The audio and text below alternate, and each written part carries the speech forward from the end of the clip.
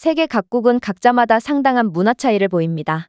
예를 들면 서구권, 특히 북유럽 국가들은 사회적 거리를 굉장히 중요시 여기며 이는 우리의 입장에서는 다소 개인주의적으로 보일 수도 있는데요. 이들은 줄을 설 때조차 앞 사람과의 간격을 최소 2m 이상 벌리곤 하죠. 그리고 우리가 이들을 보고 신기하게 생각하는 것처럼 이들 또한 한국의 문화를 보고 신기하게 느끼고 경우에 따라선 이해하지 못하곤 한다고 합니다. 제가 오늘 소개해드릴 사연도 이와 관련이 있는데요.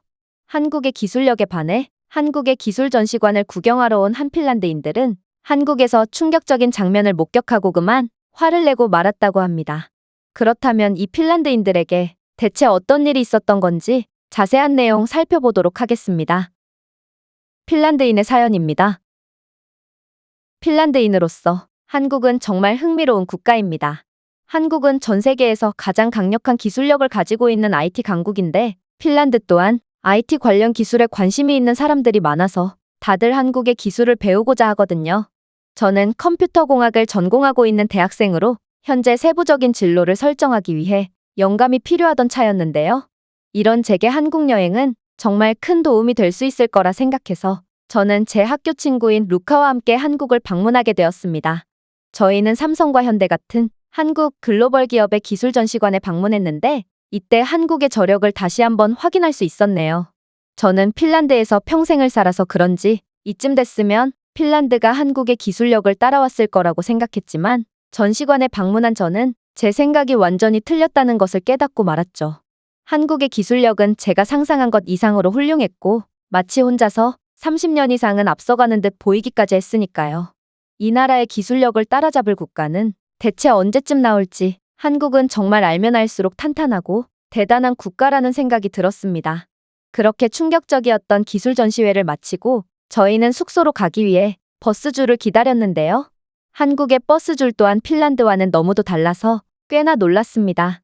왜냐하면 한국의 버스줄은 상당히 길었을 뿐만 아니라 핀란드에 비해 한국의 줄은 꽤나 촘촘하게 이루어져 있었거든요. 사람들끼리 너무 가까이 붙어서 대기하고 있는 모습은 핀란드에서 절대로 볼 수 없는 장면이므로 저와 루카는 상당히 당황했어요. 솔직히 저는 상관없었으나 루카는 사회적 거리를 굉장히 중요하게 생각했기 때문에 이런 상황이 무척이나 숨막히는 듯 보였습니다. 그는 땀까지 흘려가며 초조해했거든요. 그래서 저는 그런 그를 위해 개발자로서 흥미가 생길 만한 주제의 이야기를 건넸죠. 루카, 저 위를 봐. 한국의 버스 표지판, 멋지지 않아?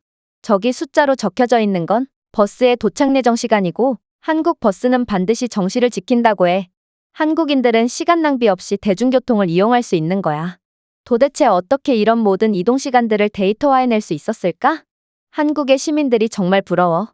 이건 우리 핀란드인들도 배워야만 해. 그러자 루카도 꽤나 흥미로워하는 것 같았습니다. 오, 정말 멋진데.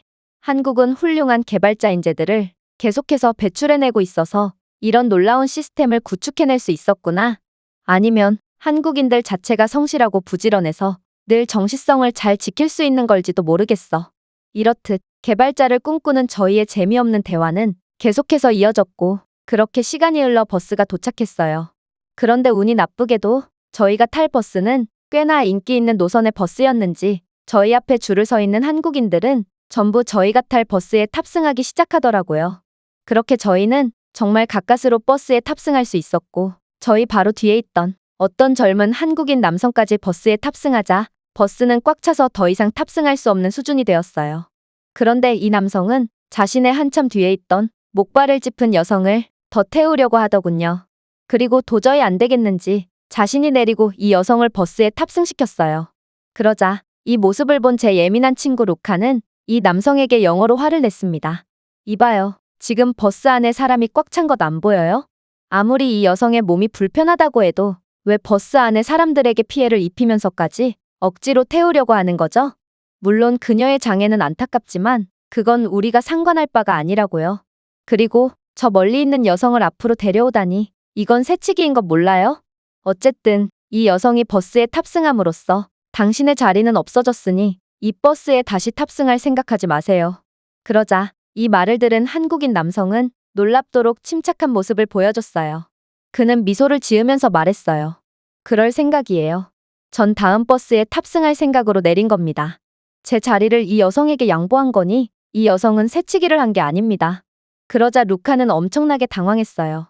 저는 루카의 얼굴이 그렇게나 새빨개진 것은 처음 봤고 그의 눈도 평소에 비해 2배 이상 커졌더라고요. 그는 지금 자신이 무슨 장면을 목격한 건지 도저히 믿기지 않는 모양이었어요. 사실 저도 이때의 상황을 이해하는데 꽤나 오랜 시간이 걸렸죠. 저도 루카와 같은 의견이었지만 어떤 나라에 방문하면 그 나라의 문화를 존중하는 게 당연하다고 생각하는 저였기에 겉으로 불만을 표출하지는 않았던 거거든요. 하지만 대체 왜 생판 모르는 사람에게 버스까지 떠나보내며 자리를 양보하는 건지 아무리 생각해도 도저히 이해가 안 되긴 했습니다. 그래서 저는 양보를 받은 한국인 여성에게 말을 걸었습니다. 저는 지금 일어난 상황이 도저히 이해가 안 됩니다. 저 남성은 대체 왜 당신을 위해 버스에서 하차한 건가요? 그러자 이 여성은 능숙한 영어로 대답했어요. 아마 제 다리가 불편해서 오래 서 있는 게 힘든 것을 본 남성분이 저를 위해 버스 자리를 양보해 주신 것 같아요. 너무 감사한 분이죠. 한국에서는 이런 장면이 꽤나 흔하답니다. 마치 노약자에게 대중교통 자리를 양보해 주는 것이 당연한 것과 비슷한 이유라고 생각하시면 될 것 같네요. 저는 아직도 이해가 안 갔습니다. 그래서 왜 일면식도 없는 노약자에게 자리를 양보해야 하죠? 그리고 그게 왜 당연한 건가요? 자리에 앉는 건 제 권리인데요. 한국에서는 이런 문화가 당연하다는 말인가요? 라고 되물으려고 했으나 이 여성은 어떤 중년의 남성에 의해 강제로 끌려가서 물어볼 수가 없었습니다. 버스 맨 앞 좌석에 앉아있던 한국인 아저씨는 목발을 짚은 이 여성을 보자마자 강제로 잡아 끌며 자신의 좌석을 양보해줬거든요. 그리고 이를 본 루카는 기어들어가는 목소리로 말했습니다. 한국인들은 아무리 모르는 사람이더라도 약자를 배려해주는 걸 당연하게 생각하나 봐. 하지만 어떻게 처음 보는 사람에게 그렇게까지.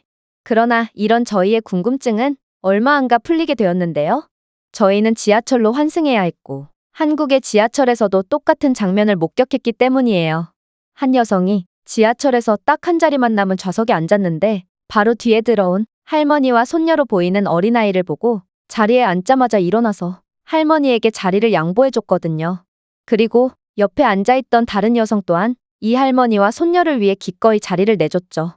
할머니는 이 여성들에게 뭐라고 말하더니 여성의 가방을 받아서 자신의 무릎 위에 올려놓더라고요. 아마 한국에는 노인과 아이, 장애인 같은 사회 취약계층을 배려하는 문화가 몹시 선진적으로 자리 잡혀 있는 모양이었습니다. 솔직히 유럽 대부분의 국가에서는 아무리 노약자더라도 모르는 사람을 위해 편의를 포기하는 수고로움을 감수하지 않으며 만약 노약자가 양보를 요구하면 진상 취급을 받는 게 다반사죠. 그러나 한국은 완전히 다른 문화를 가지고 있던 거였습니다.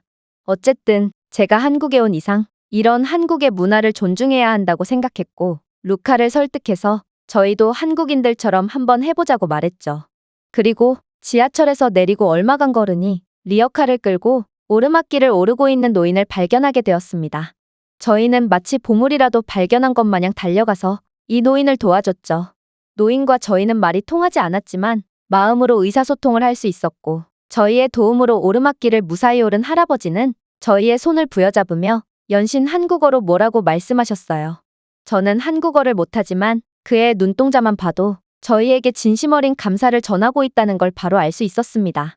그리고 할아버지와 인사를 나누고 있는데 뜬금없이 어떤 여성이 달려와서 저희에게 감사를 전했는데요. 어디서 많이 봤다 싶었는데 이 여성은 아까 지하철에서 할머니와 손녀에게 자리를 양보했던 여성이었어요. 아마 저희의 에어비앤비 숙소가 그녀의 집 근처에 있어서 동선이 서로 겹친 모양이었죠.